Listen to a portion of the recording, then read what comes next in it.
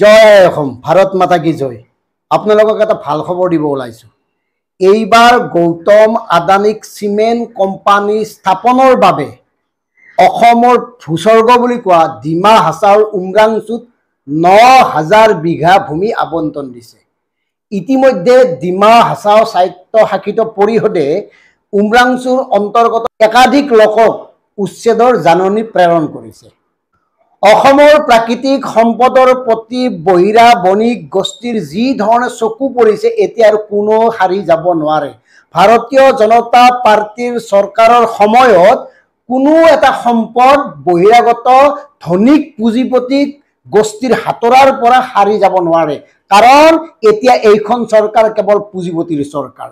অসমৰ যি প্ৰাকৃতিক সম্পদ, অসমৰ যি প্ৰাকৃতিক সৌন্দৰ্য, তাৰ প্ৰতি যিমানেই ভাবুকি নাহক, পুঁজিপতিৰ কাৰণে এইখন চৰকাৰে সকলোবোৰ কৰিবলৈ প্ৰস্তুত। আৰু তাৰেই ফলস্বৰূপে হাজাৰ হাজাৰ স্থানীয় লোকৰ আপত্তি অভিযোগৰ পিছতো ৯,০০০ বিঘা ভূমি আবণ্টন দিয়া হৈছে উমৰাংচুত।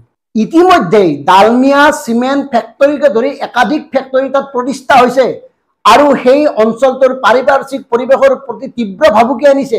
আৰু ইয়াৰ পিছতো চৰকাৰৰ এনেধৰণৰ হঠকাৰী সিদ্ধান্তৰ বিৰুদ্ধে স্থানীয় দল সংগঠনে তীব্ৰ প্ৰতিবাদ জনাই আহিছে, কিন্তু চৰকাৰে গুৰুত্ব দিয়া নাই।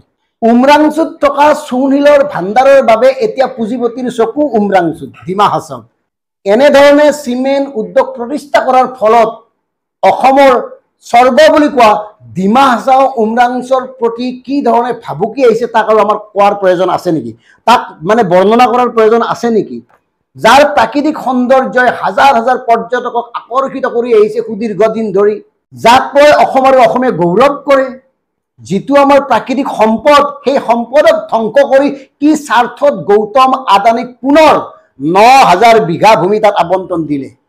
ডিমা হাছাও স্বায়ত্ত শাসিত পৰিষদৰ কোন নেতাৰ ইণ্টাৰেষ্ট আছে? ইতিমধ্যে তাতে সৰজমিন তদন্ত আৰম্ভ হৈ গৈছে, বন বিভাগে আৰম্ভ কৰিছে। বন বিভাগৰ একাংশ কৰ্মচাৰী স্থানীয় ৰাইজৰ বিক্ষোভৰ সন্মুখীন হৈছে। তাৰ পিছত বন বিভাগৰ মুখ্য সচিবগৰাকীয়ে সৰজমিন তদন্ত কৰি তাৰ স্থানীয় দল সংগঠনৰ লগত আলোচনাত মিলিত হয় যদিও সেই আলোচনা কিন্তু ফলপ্ৰসূ হোৱা নাই। মুখ্য সচিবে তেওঁলোকক মুখ্যমন্ত্ৰী মহোদয়ৰ লগত বহুৱাই দিয়াৰ কথা পাতিছে, মুখ্যমন্ত্ৰীৰ লগত আলোচনাত মিলিত কৰাই দিব।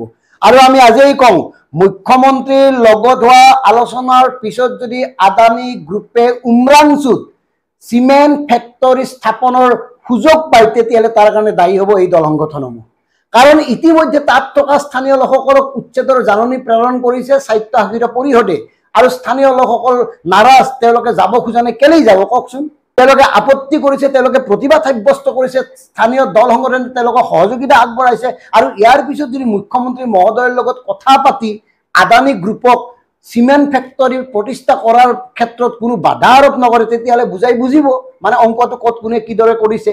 গতিকে এতিয়া আমাৰ স্পষ্ট কথা হ'ল, ডিমা হাছাওৰ প্ৰতিগৰাকী লোকে, অসমক ভাল পোৱা প্ৰতিগৰাকী লোকে অসমৰ স্বৰ্গস্বৰূপ উমৰাংচুক ৰক্ষণাবেক্ষণৰ দায়িত্ব লওক। একাধিক উদ্যোগ স্থাপন হোৱাৰ পিছত উমৰাংচুৰ প্ৰাকৃতিক পৰিৱেশৰ প্ৰতি যি ভাবুকি কঢ়িয়াই আনিছে, তাৰ কাৰণে কি কি ক্ষতি হ'ব স্থানীয় লোকৰ, সেই কথাবোৰ অনুধাৱন কৰক।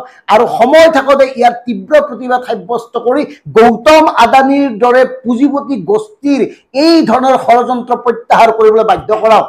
তাত চিমেণ্ট ফেক্টৰী প্ৰতিষ্ঠা হ'বলৈ নিদিব, কাৰণ উমৰাংচু, ডিমা হাছাও অসম আৰু অসমীয়াৰ গৌৰৱ।